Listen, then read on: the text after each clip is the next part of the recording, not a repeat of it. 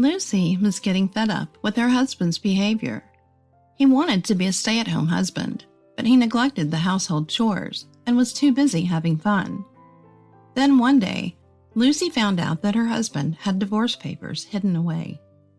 After seeing the completed document, she started to suspect him of cheating and decided to hire a detective to investigate. She managed to obtain concrete evidence of the affair and filed for divorce without her husband's knowledge. A few years later, Lucy's ex-husband showed up looking very different. What could be his motive for appearing now? How will Lucy handle the situation? What do you guys think about husbands who act like they're still single, or even worse, behave like college students after getting married? Before we got married, my husband had a regular job, but after we got married, he decided he wanted to be a stay-at-home husband. I take care of all our finances, and in exchange, I ask him to do as much housework as possible. Despite being really good at cooking and cleaning, even better than me because he has lived by himself before, he suddenly started saying he hated housework and didn't lift a finger to help. He just went out all day. I think we need to talk things out, but it's impossible to have a decent conversation with him.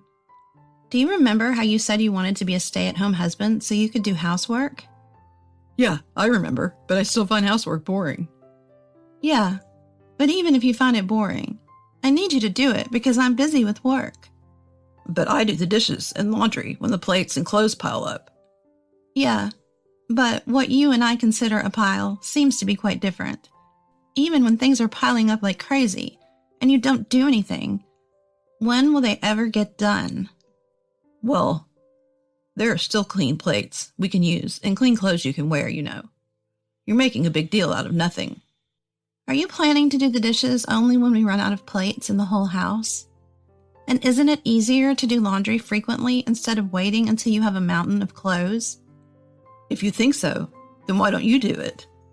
You've lived on your own before we got married, so I assume you can handle all the housework. Well, yeah, of course I can do them if I have to, but I can't work both and do the chores alone. That's not what we agreed on. What exactly are you going to do to help? I'm the one who married you despite your looks, so shouldn't that be enough to forgive me? Wow, that's really mean. You might think you're just joking, but it's not funny at all. Lucy, don't make such a scary face. I got it already. I'll make sure to do it right tomorrow. That's what my husband would say in the end, but I don't remember seeing him actually do anything the next day. In the end, I'm the one doing all the housework. And not only does he not help with the housework, but he often goes out and hangs out until late at night. What am I doing with this bonehead? If only he would work more for our future. My anger is reaching its limit. We've fought about this so many times, but in the end, nothing changes. He apologizes, but he rarely shows it through his actions. I used to like my hardworking husband when we were dating. I thought he'd be a good stay-at-home husband because he is such a serious person, but I never thought he'd be such a playboy. When we both worked, he actively helped with the housework, so I got too comfortable. But in the end, he stopped cleaning, and I couldn't stand the dirty house anymore, so I cleaned it myself. If I waited for him to clean up, our place would be a garbage dump. I don't know where he's getting money to go out. I don't think what I give him is enough. But I'm thinking of reducing his allowance. Then he got angry and said, "How could you reduce my allowance? You earn enough money, so don't be stingy." After graduating from college, I landed a job at a pretty well-known company. Even though his salary was less than half of mine, we shared common interests, so I thought it was okay if we could get along well. I decided to reduce his allowance. He doesn't even have a credit card in his name, so I asked him to bear with the situation a little. He used my cash card to manage grocery shopping, so I became a little worried and checked the passbook, and it had decreased significantly. I get tired just thinking about fighting. I wonder when he became like this. Surprisingly, his parents are decent people. They're both polite. It's just my husband. It's one of 7 wonders. I once talked to my in-laws about my husband. Although they scolded him, it had no effect. They even told me that it's okay to give up on him if it becomes too much. Eventually, my in-laws gave up and left him all to me. Now I realize that my husband's personality was something I couldn't see when we were dating or newlyweds. No matter what I say, he won't change. I'm not sure if I can continue like this anymore. He has no intention of changing anything either. When I asked him to at least stop going out at night if he wouldn't do the housework, he said, I don't have any friends to hang out with during the day, so what else can I do? I only have friends at night, and you know I'm a night owl. Besides, it's my choice how to use my allowance. Hey, you know what? I know you have been taking money out of my account. But isn't what's in the account our joint property? Basically, it's my money too. So what's so wrong about using some? Plus, my allowance is small. I didn't think you were that stingy. My husband and I have been arguing about this for a while now, and I'm getting tired of it. I thought about changing the account for my salary or hiding my cash card, but I know I'll just get accused of things if I do. No matter how tough I act, I know he won't feel remorseful. I'm wondering how much longer this situation will continue. It's just causing me so much stress. Living with a husband like this, who won't listen to reason, is beyond stressful for Lucy. And things are about to get even worse. Can I vent to you guys for a bit? I never thought this would happen. It's beyond just complaining, but if you're interested, please listen. As usual, my husband went out to play, so I was watching TV to relax and cleaning up. Since I wasn't working overtime today, I decided to tidy up my husband's books, which were all over the place. As I was doing that, I found something stuck between the books on the shelf. It turned out to be a divorce paper. What's more, it had my husband's signature on it. I didn't understand what was going on. I thought everything was fine because he was doing whatever he wanted, and my husband had never said anything about wanting a divorce. However, a thought crossed my mind about the reason for his late nights out. When I thought about it more carefully, it seemed like he was going out more frequently, and to top it off, he had recently come home in the morning. Yes, I began to suspect my husband of cheating. I decided to hire a detective. The results were exactly what I expected. Well, my husband knew that I would clean the house, so I just left the divorce papers between the books on the bookshelf. It's doubtful whether he had any intention of hiding his affair in the first place. According to the detective, my husband moved quite predictably. As for what to do next, I thought about it for a while, but once I found out about the cheating, I submitted the divorce papers. My husband never talked to me about this, but I thought it was okay to submit the papers without asking him, because it seemed like he already had the intention to divorce. Today, I talked to him about it. I submitted the divorce papers. He looked really surprised and said, What? You submitted them? When did you find them? A little while ago. You were practically asking me to find them by hiding them in such an obvious place. You knew I would clean the house since you never do. I had you investigate it, and I have evidence of infidelity here. Can you please leave this house right now? I'll make sure to ask for compensation later. With that said, I place the evidence of your affair on the table. What's this? When did you even have time to do this? You're so sneaky. Hold on a second. Who's the sneaky one here? What are you talking about? Who's really the terrible person? I trusted you and worked hard for you. For us. Well, I know that cheating was wrong, but... You had already prepared divorce papers, so you wanted to leave me, didn't you? But I hadn't decided on the timing yet, and I hadn't even decided to marry the other woman. Oh, so you were planning on telling me about the divorce after you were sure about being with your mistress? I'm glad I found out earlier. I won't let myself be thrown away so easily. Did you really submit the divorce papers? Yes, I did. If you think I'm lying, check with the city hall tomorrow, and don't think my request for compensation is an empty threat. I'm serious, so be prepared. Make sure to tell your girlfriend too. Seriously? I wonder what my girlfriend will say if I tell her that. I hope you regret your actions, but no matter what you say or do, I won't reduce the amount. You need to pay for your mistakes properly. So can you pack your bags quickly and leave? Huh? Right now? But we haven't had dinner yet. What? Are you kidding me? Besides, you're a night person. I have no idea where you go all the time, but you're always out at night. Aren't you happy that I'm kicking you out at night? Well then, goodbye. I said that and locked myself in the bedroom. My husband packed his bags and left. Surprisingly, I didn't regret the divorce, and I felt a sense of liberation instead. I had never considered divorce myself, so I was like, oh, I guess getting divorced is a solution. So now I'm honestly happy. I felt like I had reached my limit with my husband anyway, and it was probably impossible to continue. I mean, I'm kind of glad he cheated on me. Of course, I'll make him pay. As for what happens next, I've left it all to my lawyer, so I'll have to ask him. Since we're already divorced, I don't really care about my ex-husband anymore. He was a stay-at-home husband, so I don't know what'll happen to him, but I definitely won't be giving him any of my assets. The woman he cheated with seems to be working, so I plan on making her pay up. I told my ex that I won't be reducing the amount he owes me. I have no sympathy for him, so he needs to work and pay me the compensation he owes me, no matter what. I never imagined that I would be able to resolve my pent-up feelings this way. It seems like the problem has been resolved for now, but who knows what will happen in a few years. Lucy is working hard now, but I wonder what the future holds for her.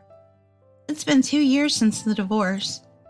I met up my ex-husband for the first time in 2 years, or rather, he came to my house uninvited. By the way, I had bought this house myself before we got married, and I didn't do anything wrong, so there was no need for me to move out. I want you to listen to me about what happened after the divorce. I got a call from my ex-husband last week. I never changed my phone number, but he never called me once in the past 2 years, so I was really surprised to hear from him. I had deleted his number, so at first I didn't know who was calling me. Hello, this is Lucy. Oh, Lucy, I'm glad you still have the same number. Huh? Who is this? It's me, your ex-husband. Don't say you forgot about me. Oh, what do you want? You seem a bit cold. You didn't call me just to say hi, did you? If you have something to say, just say it. Do you still live in that house now? I stuttered at my ex-husband's weird question. Why do you ask? It's not a big deal. I just wanted to meet and discuss something. Well, I don't want to see you, and I'm not planning on helping you with any advice. I'm busy. Can we end this now? As I tried to hang up the phone, he pleaded. Wait a minute. It's really important, and I think you should hear it too. If it's that important, just say it now. I don't have time to meet, nor do I want to make time. Please, it's something I can't say over the phone. He was so persistent, I felt like I didn't have to listen to him, so I decided to hang up. If you're not going to say it now, I'm not interested in hearing it. I'm hanging up. He shouted at me to wait on the phone, but I ended the call anyway. I felt uneasy for some reason, and I thought that if he didn't say it immediately, it must be something bad. I didn't want to be bothered. But that wasn't the end of it. What happened was my ex-husband came to my house without any notice. Well, true, I had been ignoring his calls, but still. I didn't think he would become a stalker, and it had been 2 years since we had any contact. Plus, even if he came to my house, I was confident that I could turn him away. I was really surprised by his sudden visit after 2 years. My ex-husband rang the intercom and banged on the door loudly. I panicked and opened the door, but I decided to talk to him outside and not let him in. What were you thinking, suddenly coming here like this? Well, you wouldn't answer my calls or texts, so I had to come. By the way, you look great. Were you always that pretty? My ex-husband looked a little haggard, but I couldn't care less. You're annoying. What did you come here for? I told you that we have nothing to talk about. I just want you to listen. I really don't know what to do anymore. Let me just tell you that I don't have any money. It's not about money. I want to get back with you. I was shocked, and it took me a moment to understand what he was saying. What are you talking about? You want us to get back together? That's not going to happen. Just listen to me. My life is a mess now. I don't care about your life anymore. We've been divorced for 2 years. We're strangers now. Besides, we got divorced because of your infidelity, remember? I know that. That's why I really regret what I did back then. If only I had cared more for you, you wouldn't have had to go through such a horrible experience. Let me guess, you broke up with that woman, didn't you? I had already broken up with her during our divorce. I ended up in a tight spot financially due to alimony payments, and she yelled at me for it, blaming me for everything. Oh, I see. I didn't know that, and I didn't need to know that. When she broke up with me, I regretted my divorce from you, but now I regret it even more. My ex said this with a half-crying face. I decided to listen to the story out of curiosity, not sympathy. So, what happened? Well, after my girlfriend broke up with me, I met another girl at a mixer and we started dating. I was also working at the time, and we started living together, and we were happy. I couldn't find a new job, so I had to do part-time work. My girlfriend was also working, and I thought we might get married again. At the time, I was broke, and had just broken up with my ex-girlfriend, and had nowhere to go. I was even disowned by my parents and couldn't go back home. That sounds rough. Well, it's your own fault, though. So what happened next? Well, after living with my girlfriend for a while, I found out about her gambling. It was so bad that you could say she was addicted. Gradually, she started yelling at me to earn more money, and I was nagged until the very end. I worked hard and took on more part-time jobs, but in the end, she told me to leave. She said I looked much older than when we first met, and it wasn't fun being with me anymore, which was a terrible reason. I was honestly shocked when I heard my ex-husband's story. I wish that he would suffer, but I never expected him to have gone through such a tragic experience. After my ex-husband finished telling me about everything that had happened to him, he turned to me and said, "That's why I want to be with you. I will do anything to be with you. I can do housework now, like a housekeeper, because I was ordered around by my gambling girlfriend. I also understand the value of money now, so I won't waste it anymore, and I'll work hard at my job too." He looked at me with determination in his eyes. That's when I told him the harsh truth. Actually, I'm remarried now. What? When did that happen? He was completely stunned. Yeah, I got remarried about 3 months ago. I met him through work. I don't think I owe you a detailed explanation, though. So yeah, there's no way we can start over. Even if I wasn't remarried, there's no way. You're kidding me, right, Lucy? Please tell me it's a lie. There's no point in lying. I couldn't let you into the house because my husband is inside. But I seriously regret what I did. I came here because I thought I could become your ideal husband now. Our relationship was over when you cheated. It doesn't matter how sorry you are now. I'm sorry you came all this way with determination, but I can't accept it. Can you please leave? Even if you tell me to leave, I have nowhere to go. Huh? Aren't you working hard at your part-time job? I stopped working because I was depressed from breaking up with my girlfriend. What? If we can't start over, could you at least let me stay at your place for a while? I'll find a new job and I'll pay you. I don't have enough money to rent a house by myself right now. I'm sorry, but I can't be kind to someone who betrayed me like you did. It's also disrespectful. I've only been remarried for 3 months. Anyway, there's nothing I can do, so please leave. I said that and sent my ex-husband away again. He looked hopeless and couldn't even cry. I felt sorry for him, but I couldn't bring myself to help him. This is the epilogue I wanted to tell everyone. I had already found my next happiness, so I didn't even think about my ex-husband. It seems like he had a tough time, but he deserved it. I won't be reaching out to him anymore, and he'll have to carve out his own future. Thank you for listening to my story. Thanks for watching. All right, everyone's presentations are done. Nick, the manager, said as he tried to move the discussion forward. Excuse me, I haven't. I recently found out something. Nick interrupted me and began to speak. There's apparently someone in this department who didn't graduate high school and is just a part-timer. Meetings should be for employees only. Absolutely right. His lackey, Mike, of course, agreed with Nick. I'm leaving. After leaving the meeting room, I started to shut down my computer. I noticed that an email had arrived, not in my personal inbox, but in the company's shared email. Thinking, there's no point in speaking up, no one will listen, I went home quietly. The next day, I heard a commotion from Nick's desk. He was staring at his computer screen, his face pale. Nick? Is something wrong? Mike looked at the screen with him. And he turned even paler than Nick. Why is he so angry? Knowing the reason for Mike's distress, I thought to myself, serves them right. My name is Adam. My mother passed away when I was in the ninth grade, and I was raised by my father. Well, you could hardly call it being raised. After my mother passed, my father changed. He drowned his sorrows in alcohol, and though he still went to work, he squandered our living expenses on horse racing. Because of that, I had to start working part-time as soon as I entered high school. Every month, I went to the convenience store with bills in hand that couldn't be auto-deducted from my father's account. Even though I endured it because I didn't want to be alone, I reached my limit in my second year of high school and dropped out. I found a live-in job at a distant inn. Thank you for everything. The day I left home, my father, still staring at the TV, spoke. Take care. That was our last conversation.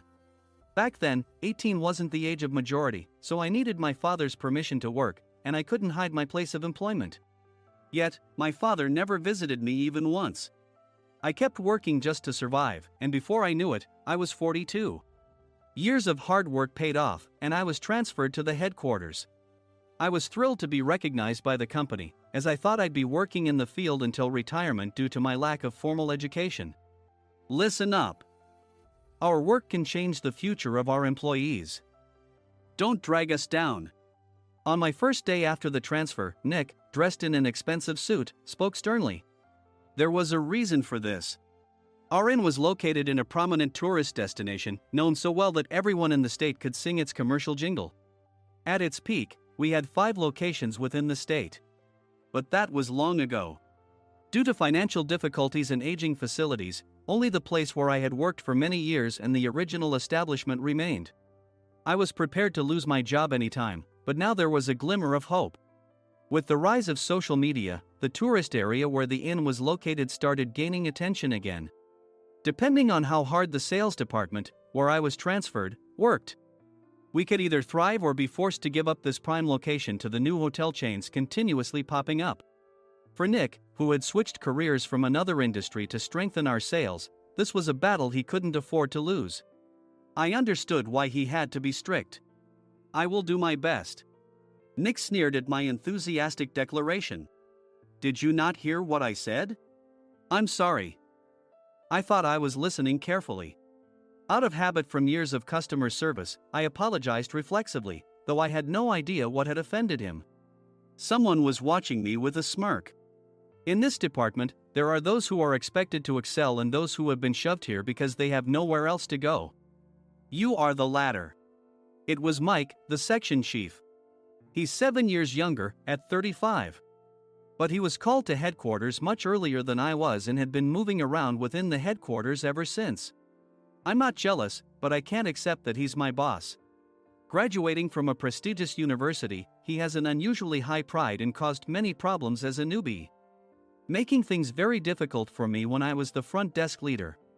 When I found out Mike was transferred to the sales department a month before me, I was disheartened. Mike is right. With just a middle school diploma, there's not much you can do. Don't even think about achieving results. As if I didn't exist, Nick remarked, I'm thirsty. Mike eagerly ran to the coffee maker. It seems Mike is Nick's lackey. I regretted being happy about my transfer to headquarters, wishing I had stayed on site forever. Send a direct mail to every company on this list by the end of the day. Nick only assigned me tasks that even a new graduate could handle. What? There are over 1,000 companies. You want me to send to all of them by today? Yes, if you and your fellow misfits split the work, even those with nowhere else to go should finish by today. I glanced at the employees typing away expressionlessly. They were worn out from customer service, only thinking about leaving on time, or were women reassigned after having children, with zero motivation for work. Even Sam, a new graduate from the same university as Mike, who was supposed to be among the expected achievers, had no enthusiasm for the job, having joined the company wanting to do customer service. I don't care what they say, I plan to quit anytime, he said. Only Nick and Mike were highly motivated, making all the decisions between the two of them. I originally only wanted to work at the inn to survive and had no particular attachment to this job. I swallowed my words, thinking I had no right to reprimand them. About a month after the transfer, Nick told us with a frustrated look. To commemorate the 50th anniversary, we've decided to create a plan exclusive for one group per day. Originally, Mike and I were supposed to come up with it, but our president, Mr. Thompson, insists on hearing everyone's opinions. So, you all get a chance. As Nick explained, Mike began handing out prints. Make sure not to embarrass Nick. If your ideas are half-baked, you'll have to redo them. It seemed that they had printed his handwritten notes by Mr. Thompson, which included several questions and a section for free responses. It made sense why Nick had to seek our input, given that all responses had to be submitted to Mr. Thompson. We were given a week to think about it, and a meeting was scheduled to compile our ideas. My plan is to let guests enjoy both the old and modern America. Nick began the presentations. Guests would watch a master confectioner at a nearby traditional sweet shop make sweets in front of them. The welcome drink would be premium tea in a bottle. Nick's plan was certainly attractive. After his presentation, Nick called on us to present in the order we were seated. Just as I stood up for my turn. All right, everyone's presentations are done. Excuse me, I haven't. I recently found out something. Nick interrupted me. There's someone in this department who didn't graduate high school and is just a part-timer. He was likely talking about me. I joined the company as a part-timer and was made a full-time employee when I turned 20. That was 20 years ago, so Nick and Mike probably had no chance to know until recently. Meetings should be for employees only. Absolutely right. After that, Nick kept creating opportunities to solicit everyone's opinions, purposefully excluding me from speaking. The meeting unexpectedly heated up and went past the scheduled end time. A few people asked to leave, and the discussion continued with the remaining few. Still here? Normally, you'd leave in that situation. Though I had no attachment to the job initially, hearing kind words from customers made me want to make them happier. For someone like me, with nowhere to go, the inn was my home and customer service was my life. I felt pathetic about my current self. I'm leaving. I left the conference room and started shutting down my computer. I noticed an email had arrived, not in my personal inbox, but in the company's shared email. Thinking no one would listen to what I had to say anyway, I quietly went home. The next day, while preparing the DM as instructed, I heard a commotion from Nick's desk. In his haste to stand up, he hit his knee on the desk. He stared at his computer screen, his face pale. Nick! What's wrong? Mike, thinking he should be the first to rush over, approached Nick while still wearing his coat. He peered at the screen with Nick. And he turned even paler than Nick. Why is he so angry? Who is responsible for this company? Nick, more irritated than ever, asked, and Mike answered without checking. Probably Sam. Sam wasn't there because he was attending a morning training session for new hires. Nick gave up on getting angry and returned his gaze to the screen. They were looking at an email that arrived right after the end of the working day yesterday. Apparently, no one, including me, had checked it before leaving. The email was from a large company that used us for their annual employee trips. The president and executives of that company also frequently used our services personally. President of the company, Mr. Mason himself, had declared that neither he nor his company would ever use our services again. Well, some companies cancel their employee trips or stop using our services due to financial struggles. Let's just move on. Mike kept wiping the sweat from his forehead with a handkerchief. Knowing why Mike was so agitated, I quietly watched their interaction. Do you know how much revenue we get from that company? We can find other guests to fill the rooms, but we'll lose the banquet costs, gift shop revenue, rental car fees, and more. Moreover, the gifts were supposed to be prepared by the traditional confectionery shop involved in Nick's proposed plan. If it's known that we incurred such a huge loss at this critical time, Nick's position in the company would be jeopardized. Nick took a deep breath, seemingly trying to calm himself. All right, Mike. Go to New York right now and apologize to Mr. Mason. What? You're coming with me, right? I have urgent work to do. I trust you, which is why I'm entrusting this to you. Please.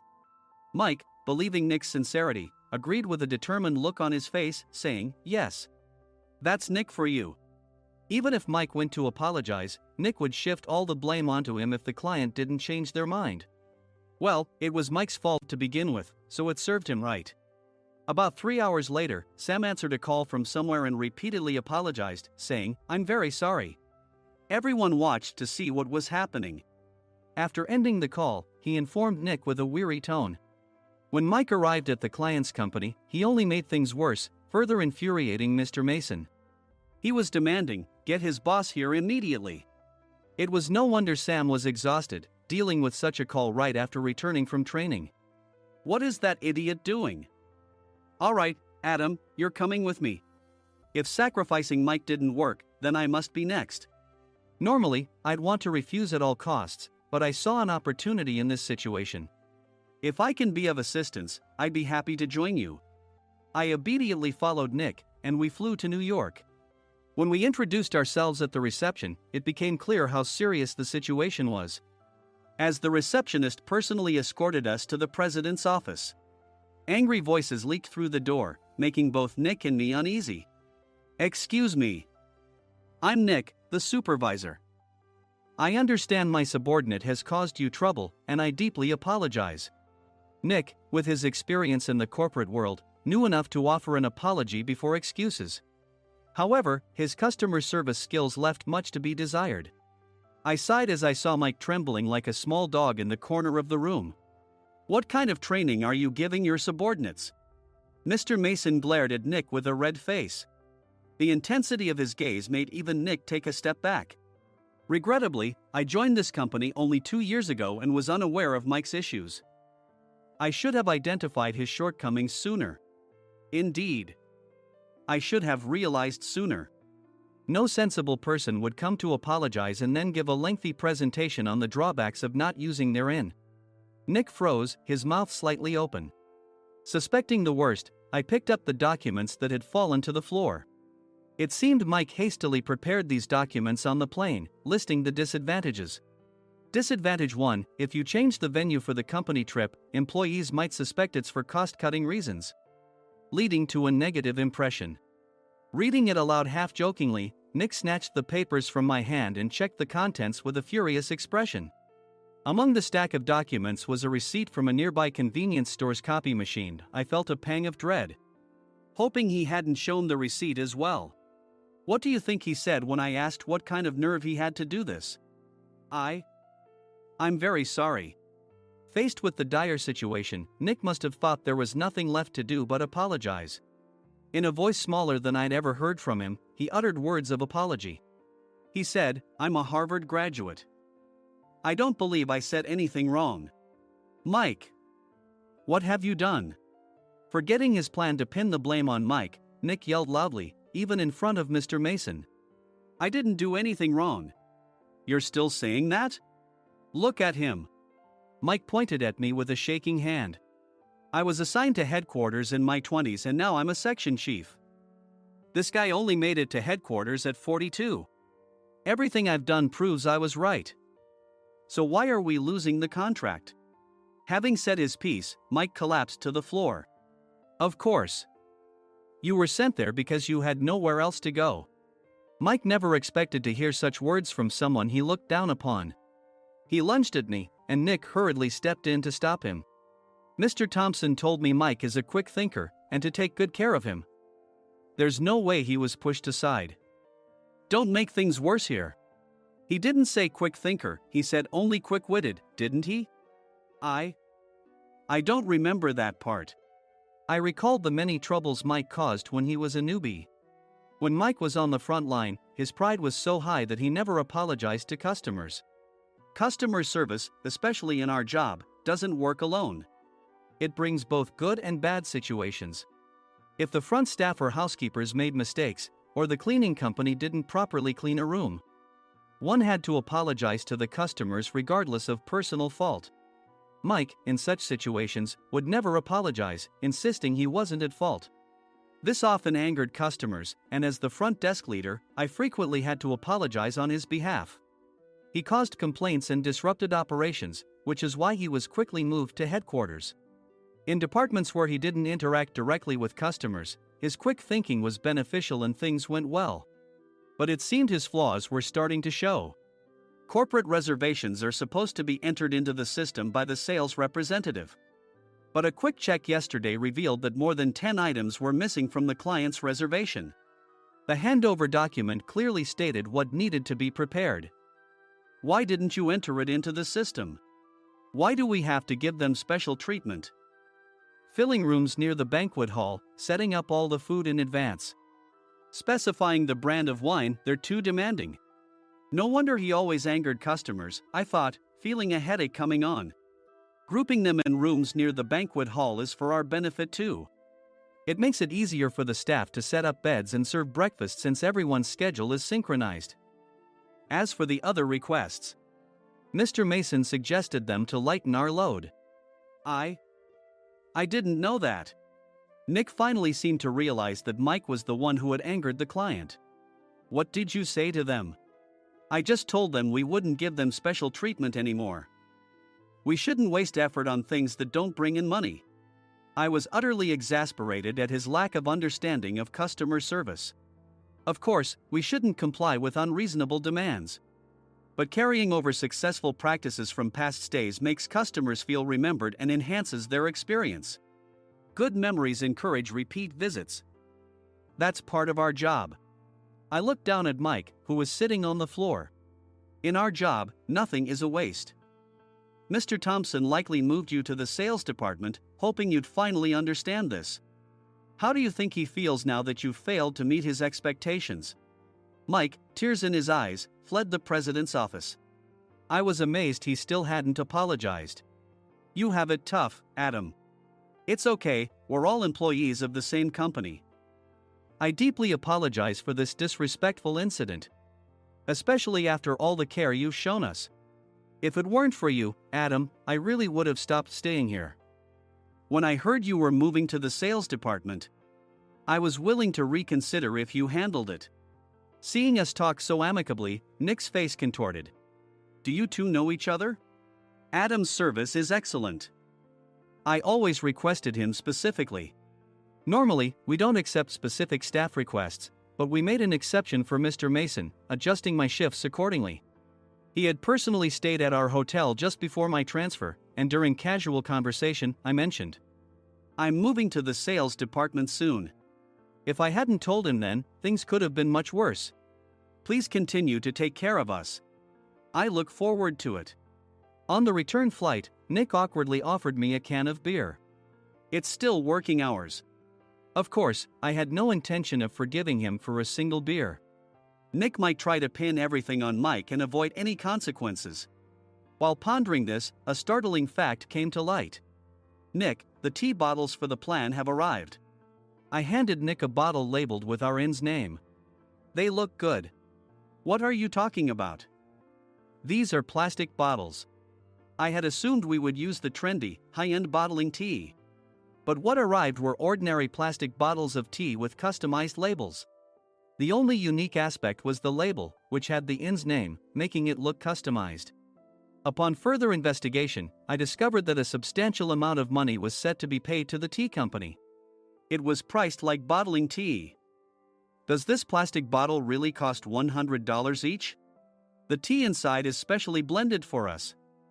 The extra cost is for that. Wouldn't it be better to use another tea company? Or is there a specific reason we must use this one? As Nick continued to make excuses, I showed him a printed email. I informed the tea company's president, Mr. Mitchell, that we discovered irregular payments and he confessed. He said you two were high school classmates and planned to split the extra money. That idiot. Why did he confess? That's not important. You should worry about yourself, this could turn into a police matter. Opening the bottle cap, I suggested. How about calming down with this tea? It supposedly has a relaxing effect. Nick drank the tea frantically. In the following days, decisions were made about their fates. Mike was reassigned to the General Affairs Department, with no chance of transfer or promotion, as per Mr. Thompson's orders. As for Nick, since the payment to the tea company hadn't yet been made, he narrowly avoided legal trouble. Instead, he was encouraged to leave the company, and to avoid further complications, Nick submitted his resignation. Rumor has it that connections between HR departments have made it difficult for him to find new employment. Even though it was good to have those two gone, something unexpected happened in the sales department.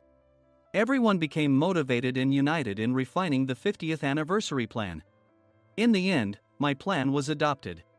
We collaborated with the Tourist Information Center to provide personalized guides. The plan, tailored to the number of guests, was truly special for the 50th anniversary.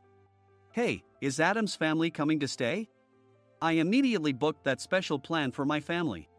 Sam noticed it on the reservation list and quickly picked up on it. Yes, I'm inviting my father. That's great. I might invite my parents too. I lacked the courage to face my father just as Adam. But here, with the confidence Mr. Mason praised, I felt ready. The 50th anniversary plan was a perfect opportunity to reconnect with my father. I hope to bring back the days when we could laugh together as we once did.